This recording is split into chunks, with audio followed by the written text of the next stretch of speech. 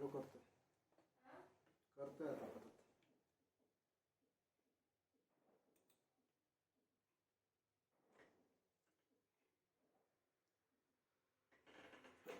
Hello friends, last lecture में हमने oesophageal varices start किया. इसोफेजियल वराइसिस में हमने अभी तक इसका इंट्रोडक्शन, उसके साथ साथ उसका जो रिस्क फैक्टर का पार्ट होता है, उसके साथ साथ हमने पोर्टल हाइपरटेंशन का भी इंट्रोडक्शनरी पार्ट पढ़ा है. पोर्टल हाइपरटेंशन क्या होता है, पोर्टल प्रेशर कितना होने के बाद हमारे वराइसिस जो है वो ब्लीड कर जाता है, ये सारी इन्फॉर्मेशन हमने लास्ट लेक्चर में पढ़ी है. उसके साथ साथ हमने कुछ ग्रेड्स देखे, first grade, second grade, third grade और फोर्थ ग्रेड.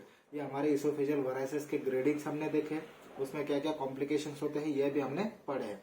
आज के लेक्चर में हम लोग इसका ट्रीटमेंट प्रोटोकॉल पढ़ने वाले हैं कि एक्चुअली में हम लोग जो वराइसिस होते हैं उसको ट्रीट कैसे करते हैं. ठीक है, जैसे ही हमारा डायग्नोसिस हुआ कि हमारे ये जो इसोफेजियल वराइसिस है इसका ब्लीडिंग हो रहा है या फिर नहीं हो रहा है, उसको हम लोग दो कैटेगरी में यहाँ पर डिवाइड करते हैं. पहला होता है हमारा प्रोफाइलैक्सिस ट्रीटमेंट और दूसरा होता है इमरजेंसी ट्रीटमेंट. अब प्रोफाइलैक्सिस का मतलब क्या है कि ऐसे वराइसिस जो कि एक्टिव ब्लीडिंग फेज में नहीं है, और जो इमरजेंसी मैनेजमेंट होता है वो हमारे ब्लीडिंग वराइसिस का होता है. जब हम लोग प्रोफाइलैक्सिस की बात करते हैं तो प्रोफाइलैक्सिस भी हम लोग दो तरह से करते हैं. एक तो कुछ ड्रग्स यूज करके करेंगे या फिर कुछ एंडोस्कोपिक प्रोसीजर करके हम लोग इसका प्रोफाइलैक्सिस करेंगे. लेकिन हमारी जो इमरजेंसी प्रोसीजर होती है वो जनरली हम लोग तीन कैटेगरीज में डिवाइड करते हैं. पहली होती है हमारी इमरजेंसी मैनेजमेंट जो कि ड्रग थेरेपी से करते हैं. दूसरा होता है हमारा कुछ एंडोस्कोपिक प्रोसीजर से करते हैं. अगर ये दोनों प्रोसीजर काम नहीं कर रही तो हम लोगों को कुछ सर्जिकल प्रोसीजर जिसमें कि हम लोग शंट या फिर स्टेंट यूज करते हैं, ऐसे प्रोसीजर्स हम लोगों को करनी पड़ती है. अगर हम लोग यहाँ पर पहला पार्ट देखेंगे जहाँ पर हमारे ब्लीडिंग वराइसिस नहीं है, इसका मतलब जो भी वराइसिस है वो एक्टिव ब्लीडिंग फेज में नहीं है, तो हम लोग क्या ट्रीटमेंट करते हैं. पहला देखेंगे हम लोग प्राइमरी प्रोफाइलैक्सिस किस तरह से करते हैं. तो प्राइमरी प्रोफाइलैक्सिस में देखेंगे तो पहले हम लोग ड्रग थेरेपी क्या यूज करते हैं. ड्रग थेरेपी में आता है हमारा पहला प्रोप्रानोलॉल. अब जो प्रोप्रानोलॉल ड्रग है ये काम क्या करता है, बेसिकली ये ब्लीडिंग के चांसेस कम करता है. ठीक है, ब्लीडिंग के चांसेस कम करता है 60 to 80%. उसके साथ साथ ये हमारा जो पोर्टल हाइपरटेंशन होता है उसको कम कर देता है. जब पोर्टल हाइपरटेंशन कम होगा तो ऑब्वियसली जो वराइसिस होंगे वो ब्लीडिंग के चांसेस कम होंगे. ठीक है, तो यहाँ पर पोर्टल हाइपरटेंशन कम कर रहा है हमारा जो प्रोप्रानोलॉल वही ड्रग, और उसका जो ब्रांड आता है, एक फेमस ब्रांड है हमारे मार्केट में अवेलेबल होता है जो कि सिप्लार एलए के नाम से मिलता है. ठीक है, सिप्लार एलए. अब इसका डोज अगर देखेंगे तो 40 mg हम लोग यूज करते हैं. 40 mg ओडी में, अगर जरूरत पड़ती तो इसको बीडी में भी हम लोग यूज करते हैं. ठीक है, ये हमारा प्रोप्रानोलॉल. अब दूसरा एजेंट हम लोग यूज करते हैं नाडोलॉल. अब नाडोलॉल का भी अगर डोज देखेंगे तो वो भी हम लोग 20 to 40 mg में इसको यूज करते हैं, ओडी डोज में या फिर बीडी डोज में भी इसको यूज करते हैं.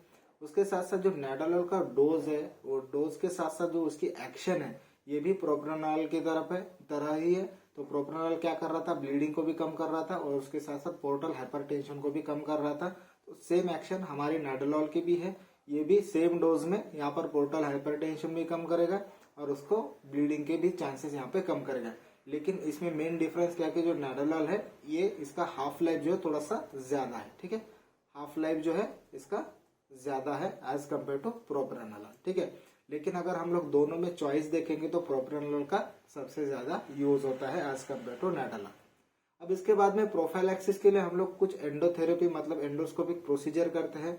वो क्या क्या करते हैं, पहला प्रोसीजर है एंडोस्कोपिक वराइसियल बैंडिंग या फिर लाइगेशन. ठीक है, इसको शॉर्ट में हम लोग ईवीबी या फिर ईवीएल भी कहते हैं. सेम है इसका मीनिंग, एंडोस्कोपिक वराइसियल बैंडिंग या फिर एंडोस्कोपिक वराइसियल लाइगेशन. अब जब हम लोगों को पता चला कि पेशेंट में वराइसिस है, ठीक है, तो उसको मेडिसिन तो देने हैं. उसके साथ साथ अगर उसके वराइसिस के ग्रेड ज्यादा है, मतलब अगर वो सेकंड ग्रेड है, थर्ड ग्रेड है या फिर फोर्थ ग्रेड है, ठीक है, तो ऐसे टाइम पे हम लोगों को क्या करना होता है, उसके एंडोथेरेपी से ट्रीटमेंट करनी होती है ताकि ये जो ग्रेड्स है ये और बढ़े ना और ये बर्स्ट होके ब्लीडिंग ना हो. ठीक है, तो इसी को हम लोगों को रोकने के लिए यहाँ पर हम लोगों को ये प्रोसीजर करनी है. अब ये प्रोसीजर में एक्चुअली हम लोग करते क्या है, एंडोस्कोपिक वराइसियल बैंडिंग में कुछ छोटे छोटे बैंड्स होते हैं, वो डिवाइसेस पे अटैच होते हैं हमारे एंडोस्कोपिक डिवाइसेस पे, और वही बैंड जो है हमारे वराइसिस में हम लोग इसको बांध देते हैं। ठीक है, मान लो ये वराइसिस है और ये जो बैंड है यहाँ पर कुछ इस तरह से इसको अटैच हो जाता है। ठीक है, अब जब यहाँ पर ये इसको बैंड करेगा तो क्या होगा कि ये जो मास है या फिर ये जो वराइसिस है ये कुछ दिन के बाद नेक्रोस्ट होके, इसका नेक्रोसिस होके ये स्लब टॉप होते हैं। ठीक है, ये स्लब टॉप होते हैं और कुछ थोड़ा सा यहाँ पर स्कार बचता है। ठीक है, जहाँ पे ये बैंड लगा हुआ है यहीं पे हमारा इसोफेगस में थोड़ा बहुत इसका स्कार बच जाता है। ठीक है, तो ये बैंडिंग में हुआ। सेम लाइगेशन में भी करते हैं। ठीक है, लेकिन अगर हम लोग लाइगेशन और बैंडिंग का कंपैरिजन देखेंगे तो बैंडिंग एक गोल्ड स्टैंडर्ड मेथड मानी जाती है। ये एक्टिव ब्लीडिंग स्टेट में भी हम लोग यूज करते हैं। ठीक है, एक्टिव ब्लीडिंग में भी यूज करते हैं और इसके साथ साथ प्रोफाइलैक्सिस में भी हम लोग प्रोफाइलैक्सिस में भी इसको यूज करते हैं। ठीक है, दूसरा प्रोसीजर हम लोग करते हैं एंडोस्कोपिक वराइसियल स्क्लेरोथेरेपी। अब स्क्लेरोथेरेपी में जैसे हम लोग हिमोराइड्स में स्क्लेरोथेरेपी करते हैं, उसके साथ साथ जो हमारे वेरिकोज वेन होती है उसमें स्क्लेरोथेरेपी करते हैं, तो सेम स्क्लेरोथेरेपी हम लोग वराइसिस में या फिर एंडोस्कोपिक वराइसियल स्क्लेरोथेरेपी जिसको कहते हैं वो कि हमारी एक इसोफेजियल वराइसिस की डेफिनेटिव ट्रीटमेंट होती है।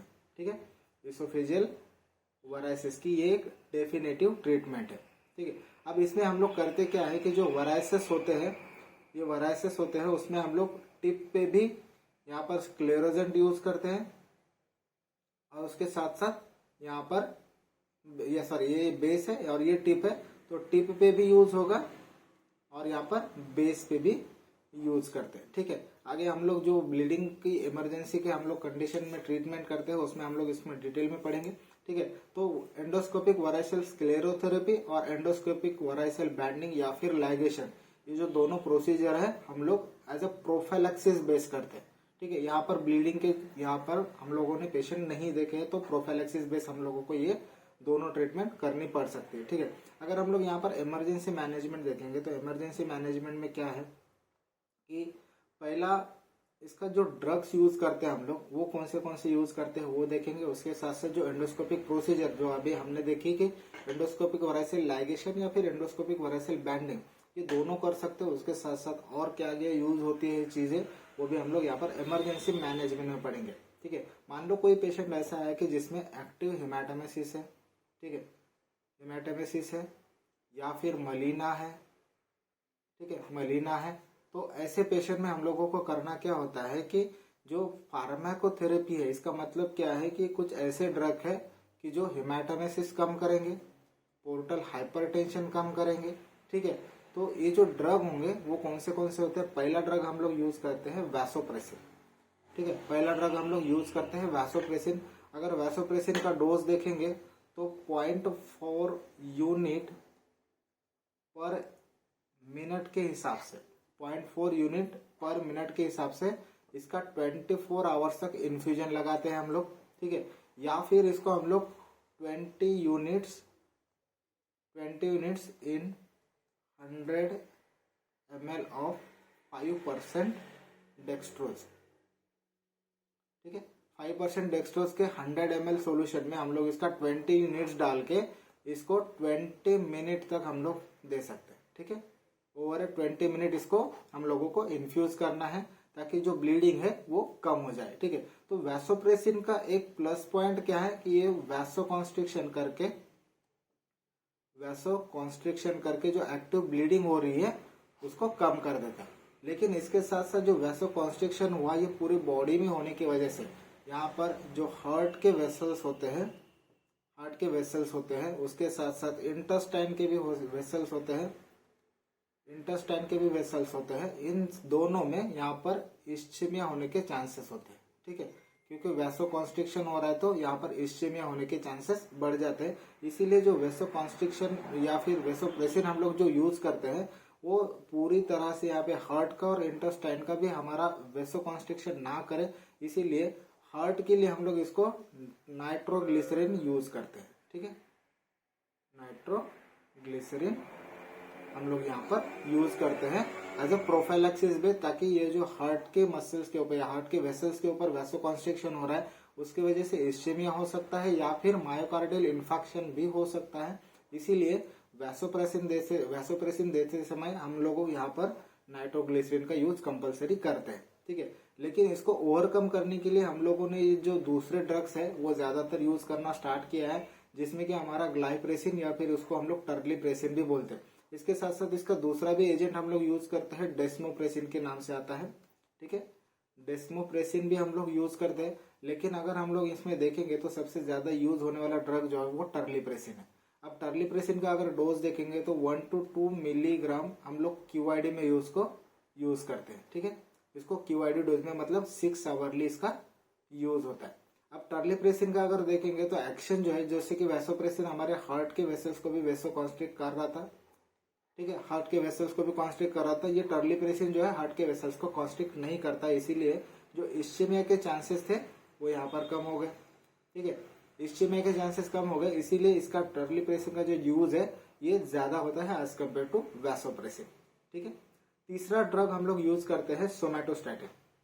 अगर यहाँ पर सोमैटोस्टैटिन देखेंगे तो सोमैटोस्टैटिन का जो डोज होता है वो हम लोग यूज करते हैं इसका 250 माइक्रोग्राम जो होता है ये बोलस देते हैं हम लोग, और 250 माइक्रोग्राम पर आवर के हिसाब से इसका इन्फ्यूजन लगाते हैं। ठीक है, पहला 250 माइक्रोग्राम हम लोग बोलस देंगे, उसके बाद में 250 माइक्रोग्राम का पर आवरली इसका इन्फ्यूजन लगा देंगे। ठीक है, इन्फ्यूजन लगा देंगे। लेकिन अगर सोमैटोस्टैटिन देखेंगे इसका जो हाफ लाइफ है ये बहुत ही कम है, 2 मिनट्स का है। ठीक है, इसीलिए सोमैटोस्टैटिन का भी यूज ज्यादा नहीं होता है। और सोमैटोस्टैटिन से सबसे ज्यादा यूज होने वाला उसका एक सिंथेटिक एनालॉग है जिसको हम लोग ऑक्ट्रियोटाइड के नाम से जानते हैं। ठीक है, ऑक्ट्रियोटाइड ये क्या है? सोमैटोस्टैटिन का एक सिंथेटिक एनालॉग है। ठीक है, ये इसका सिंथेटिक एनालॉग है। ये ज्यादा यूज होता है एज कम्पेयर टू सोमैटोस्टैटिन। ठीक है, क्योंकि इसका जो हाफ लाइफ है ऑक्ट्रियोटाइड का वो 2 आवर्स का है। ठीक है, और सोमैटोस्टैटिन का सिर्फ 2 मिनट का हाफ लाइफ है, इसीलिए ऑक्ट्रियोटाइड ज्यादा यूज होता है। और ऑक्ट्रियोटाइड जो है, जो एक्टिव ब्लीडिंग होती है ये बहुत जल्दी कम करता है। ठीक है, एक्टिव ब्लीडिंग स्टेट में ये ड्रग ऑफ चॉइस माना जाता है ऑक्ट्रियोटाइड, वो जो ब्लीडिंग होती है वो कम करने के लिए। ठीक है, और इसका जो डोज होता है ऑक्ट्रियोटाइड का हम लोग 100 to 200 माइक्रोग्राम हम लोग यूज करते हैं पर आवर के हिसाब से। और इसका ये हम लोग बोलस बेसिस पे देते हैं, और उसके बाद में 50 माइक्रोग्राम पर आवर का इसका इन्फ्यूजन लगाते हैं हम लोग। ठीक है, ओवर 24 आवर्स 24 आवर्स के लिए इसका इन्फ्यूजन चलता है 50 माइक्रोग्राम पर आवर के हिसाब से, और उसका बोलस का डोज है 100 to 200 माइक्रोग्राम। ठीक है, और ये ऑक्ट्रियोटाइड जो है ये सोमैटोस्टैटिन का सिंथेटिक एनालॉग है। इसके बाद में प्रोप्रानोल का यूज हमने पहले प्रोफिलैक्सिस में भी देखा, सेम यहाँ पर भी है। इसका जो डोज होता है वो 40 mg होता है। ठीक है, ओडी में इसका डोज यूज होता है। प्रोप्रानोल का काम क्या है? ब्लीडिंग को कम करना। ठीक है, ब्लीडिंग को कम करना, उसके साथ साथ जो पोर्टल हाइपरटेंशन है उसको कम करना। ठीक है, उसके बाद में मेटाक्लोप्रोमाइड यूज करते हैं। मेटाक्लोप्रोमाइड मतलब जो हमारा फेमस ब्रांड आता है पेरिनॉम करके, वही होता है। 20 मिलीग्राम इसका डोज हम लोग यूज करते हैं। जो हमारा लोअर इसोफेजियल स्फिंक्टर होता है, ठीक है, जहां पर हमारा स्टमक अटैच होता है वहां पर हमारा लोअर इसोफेजियल स्फिंक्टर होता है, इसको ये कॉन्स्ट्रिक्ट करने का काम करता है। ठीक है, या फिर कॉन्ट्रैक्शन जिसको बोलते हैं हम लोग। ठीक है, अब ये कॉन्ट्रैक्शन होने की वजह से क्या होता है, जहां पर ये इसोफेजियल वराइसिस प्रेजेंट है हमारे, ठीक है, इसमें एसिड का रिफ्लक्स नहीं होने देता। अगर एसिड रिफ्लक्स नहीं होगा तो जो अल्सर के चांसेस बढ़ रहे थे यहाँ पर, वो अल्सर के चांसेस यहाँ पर कम होते हैं। इसीलिए मेटाक्लोप्रोमाइड यूज करना हमारे लिए बहुत इंपॉर्टेंट है, क्योंकि जो एसिड है हमारे स्टमक का वो रिगर्जिटेट होकर यहाँ पर अल्सर ना क्रिएट कर सके। इसीलिए मेटाक्लोप्रोमाइड हमारे जो लोअर एसोफेजियल स्फिंक्टर होता है उसको कॉन्स्ट्रिक्ट करने के लिए यूज करते हैं। उसके साथ साथ एसिड इनिबिटिंग ड्रग्स जैसे कि हमारे रैनिटिडिन है। ठीक है, रैनिटिडिन रैंटक के नाम से ड्रग आता है, हम लोगों को पता है ये। उसके साथ साथ हम लोग पेंटाप्रोजोल यूज करते हैं जो कि पीपीआई की कैटेगरी में आता है। ठीक है, पेंटाप्रोजोल, रैबेप्राजोल भी यूज करते हैं। ठीक है, रैबेप्राजोल। उसके साथ साथ ये जो ड्रग यूज कर रहे हैं हम लोग, वो उसको क्या कहते हैं हम लोग? Acid inhibiting drug. Acid inhibiting drug मतलब, और उसके साथ जो मेटाक्लोप्रोमाइड भी यूज किया है, ताकि ये जो यहाँ पर स्टमक में एसिड सिक्रेट हो रहा है वो हमारे इसोफेजियल वराइसिस तक ना पहुंचे और वहां पर अल्सर ना क्रिएट करे, क्योंकि अगर वो अल्सर क्रिएट करेगा तो वो बस्ट होने के या फिर ब्लीडिंग होने के चांसेस बढ़ जाते हैं। उसके साथ साथ एंटीफाइब्रोनोलाइसिस एजेंट हम लोग यूज करते हैं। इसका एक मेन एग्जाम्पल है हमारा ट्राइनेक्सामिक एसिड। ठीक है, ट्रानेक्सामिक एसिड, जो कि मार्केट में हमारा इंजेक्शन पॉज के नाम से आता है। ठीक है, पॉज के नाम से आता है या फिर ट्रानेक्सा के नाम से आता है। तो इसका अगर डोज देखेंगे तो 500 मिलीग्राम हम लोग बीडी डोज में इसको यूज करते हैं। ये भी ब्लीडिंग कम करने के लिए बहुत हेल्प करता है, इसीलिए इसका भी यूज होना यहाँ पर इम्पोर्टेंट है। ठीक है, तो ये 8 ड्रग हमने देखे जो कि फार्माकोलॉजिकल थेरेपी हम लोग जिसको कहते हैं। पहला देखा हमने वैसोप्रेसिन, ठीक है, दूसरा देखा हमने टर्लीप्रेसिन या फिर डेस्मोप्रेसिन, तीसरा है सोमैटोस्टैटिन। सोमैटोस्टैटिन का एनालॉग है ऑक्ट्रियोटाइड, जो कि एक्टिव ब्लीडिंग में ड्रॉप ऑफ चॉइस माना जाता है। ठीक है, उसके बाद में प्रोपेरानोलोल, जो कि पोर्टल हाइपरटेंशन कम करने में हमारी हेल्प करता है। मेटाक्लोप्रोमाइड, जो हमारी लोअर इसोफेजियल स्फिंक्टर को कॉन्स्ट्रिक्ट करेगा। एसिड इनहिबिटिंग ड्रग, जो कि एसिड का सिक्रेशन कम करेंगे। और जो एंटी फाइब्रोनोलाइसिस ड्रग जो है ये हमारी ब्लीडिंग को कम करेंगे। ठीक है, तो ये सारे 8 ड्रग जो है हमारी फार्माकोलॉजिकल थेरेपी या फिर फार्माकोथेरेपी में इमरजेंसी में यूज होने वाले ड्रग्स है। ठीक है, अब इसके बाद में देखेंगे कुछ एंडोस्कोपिक प्रोसीजर जो कि हमारी इमरजेंसी में यूज होती है। हमने जो प्रोफाइलैक्सिस में प्रोसीजर देखी थी, एंडोस्कोपिक वराइसियल लाइगेशन, एंडोस्कोपिक वराइसियल बैंडिंग, ये दोनों प्रोसीजर जो है उसमें से बैंडिंग ज्यादातर एक्टिव ब्लीडिंग में यूज होती है। ठीक है, जैसे हमने पहले भी पढ़ा कि एंडोस्कोपिक वराइसियल बैंडिंग जो है ये ट्रीटमेंट ऑफ चॉइस है, ट्रीटमेंट ऑफ चॉइस है एंडोस्कोपिक प्रोसीजर में। ठीक है, और किसके लिए? एक्टिव ब्लीडिंग वराइसिस के लिए भी, एक्टिव ब्लीडिंग वराइसिस के लिए, उसके साथ साथ प्रोफाइलैक्सिस के लिए। ठीक है, प्रोफाइलैक्सिस दोनों के लिए बैंडिंग गोल्ड स्टैंडर्ड मेथड माना जाता है। ठीक है, बैंडिंग में क्या करते हैं हमने पहले भी पढ़ा है, सेम चीज यहाँ पर भी करेंगे। अगर कोई एक्टिव यहाँ पर ब्लीडिंग वराइसिस है उसको बैंड लगाने का काम यहाँ पर करेंगे। और जैसे ही यहाँ पर ये बैंडिंग यहाँ पर ज्यादा दिन तक मतलब 24 आवर 48 आवर्स तक रहता है तो ये अपने आप ये जो स्लब टॉप होके नेक्रोस होके ये जो वराइसिस का पार्ट है ये गिर जाता है। ठीक है, उसके बाद में स्क्लेरोथेरेपी। स्क्लेरोथेरेपी में हमने पढ़ा था कि अगर मान लो कि ये लार्ज वराइसिस है, लार्ज वराइसिस के बेस पे हम लोग 6 ml स्क्लेरोजेंट यूज करते हैं और जो हमारा टिप का पार्ट होता है उसमें हम लोग 3 ml स्क्लेरोजेंट यूज करते हैं। जो कॉमनली यूज होने वाले स्क्लेरोजेंट कौन से हैं? ये हमारा एथेनोलामाइन ओलेट, ठीक है, जो कि 5% की कॉन्सेंट्रेशन में हम लोग यूज करते हैं। दूसरा है हमारा सोडियम मोरेट, जो कि 2.2 to 5% हम लोग यहाँ पर यूज करते हैं परसेंटेज में। तीसरा है हम लोग सोडियम टेट्राडिसिल सल्फेट। ये जो ड्रग है ये जनरली हम लोग यूज नहीं करते हैं, ठीक है, लेकिन हम लोगों को एज ए स्क्लेरोजेंट ये पता होना चाहिए। चौथा ड्रग है हम लोग जो यूज करते हैं पॉलीडोकैनाल, जो कि 3% के कॉन्सेंट्रेशन में यहाँ पर एज ए स्क्लेरोजेंट हम लोग यूज करते हैं। ठीक है, ये जो स्क्लेरोथेरेपी हम लोग यूज करते हैं वो एक्टिव ब्लीडिंग में भी यूज होती है। ठीक है, एक्टिव ब्लीडिंग में भी यूज होती है और उसके साथ साथ प्रोफाइलैक्सिस बेस पर भी ये यूज होती है। ठीक है, तो ये हमारी एंडोस्कोपिक प्रोसीजर हुई। उसके साथ साथ मान लो कोई वराइसिस ऐसे है जो कि गैस्ट्रिक है, ठीक है, या फिर स्टमक में है। ठीक है, स्टमक वराइसिस या फिर गैस्ट्रिक वराइसिस है, ऐसे टाइम पे हम लोग एक ग्लू यूज करते हैं, मतलब एक स्टिकी सब्सटेंस यूज करते हैं जिसका कंटेंट होता है ब्यूटिल साइनोएक्रिलेट। ये क्या करता है, जो हमारे वराइसिस है वहां पर हम लोग इसको लगा देते हैं ताकि वो जो ब्लीडिंग वराइसिस है वो कम हो जाए। ठीक है, तो जनरली ये जो वराइसिस होते हैं जो कि गैस्ट्रिक के होते हैं उसी में ग्लू का यूज होता है, इसोफेजियल वराइसिस में इसका यूज नहीं होता है। ठीक है, उसके साथ साथ जो इसोफेजियल वराइसिस होते हैं उसमें हम लोग डायरेक्ट जो डाइल्यूटेड एड्रेनालिन होता है वो भी इंजेक्ट कर सकते हैं या फिर थ्रोम्बिन भी इसमें यूज करते हैं, लेकिन वो कैसे करेंगे? एंडोस्कोपिकली। तो एंडोस्कोपिक प्रोसीजर में हमने 4 प्रोसीजर यहाँ पर देखी। पहली प्रोसीजर एंडोस्कोपिक वराइसियल लाइगेशन या फिर बैंडिंग। दूसरा प्रोसीजर है हमारा एंडोस्कोपिक वराइसियल स्क्लेरोथेरेपी। तीसरा हम लोग ग्लू यूज करते हैं और चौथा जो होता है डायरेक्ट एड्रेनालिन हम लोग डाइल्यूट करके इंजेक्टेबल यहाँ पर पुश कर देते हैं हमारे वराइसिस में। ये 4 एंडोस्कोपिक प्रोसीजर यहाँ पर इमरजेंसी में यूज होती है। लेकिन मान लो ऐसे कोई वराइसिस या फिर ऐसे कोई हेपेटाइटिस का पेशेंट होगा जहाँ पर ये चारों प्रोसीजर और जो हमने ड्रग थेरेपी पढ़ी वो भी काम नहीं कर रही, तो ऐसे टाइम पे हम लोगों को क्या करना है? एक रेस्क्यू प्रोसीजर होती है हमारे बलून टेम्पोनेड करके। ठीक है, बलून टेम्पोनेड में हम लोग करते क्या है कि एक ट्यूब आती है, वो जो ट्यूब होती है वो हम लोग यहाँ पर एंडोस्कोप या हमारे इसोफेगस में डाल देते हैं और इसोफेगस में डालने के बाद यहाँ पर अगर देखेंगे तो ये एक बलून टाइप यहाँ पर इन्फ्लेट होता हुआ आपका दिख रहा है। ठीक है, ये जो होता है इसको हम लोग स्टमक वाला बलून कहते हैं या फिर गैस्ट्रिक बलून कहते हैं। और यहाँ पर ये जो इन्फ्लेट हुआ हुआ पार्ट दिख रहा है आपको, ये हमारा इसोफेजियल बलून। ठीक है, तो ये जो ट्यूब है इसको हम लोग सेंगस्टेकन ब्लैकमोर ट्यूब बोलते हैं या फिर एसबी ट्यूब भी इसको शॉर्ट में बोलते हैं। तो ये जो प्रोसीजर होती है एक रेस्क्यू प्रोसीजर होती है जो कि ब्लीडिंग के पेशेंट में ज्यादातर यूज होती है। मान लो कोई पेशेंट ऐसा है कि जिसमें ये सारी प्रोसीजर जो है ये काम नहीं आ रही है लेकिन ब्लीडिंग कंटिन्यू है, तो हम लोगों को क्या करनी है, बलून टेम्पोनर नाम की प्रोसीजर करनी है।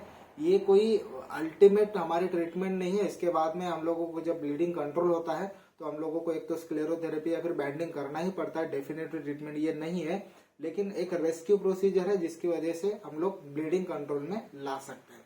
ठीक है, तो बलून टेम्पोनेट में हम लोग क्या कर रहे हैं, ये जो ट्यूब है पहले हम लोग इंसर्ट कर रहे हैं, लेकिन ये जो बलून है पहला बलून हम लोग गैस्ट्रिक का इन्फ्लेट करते हैं।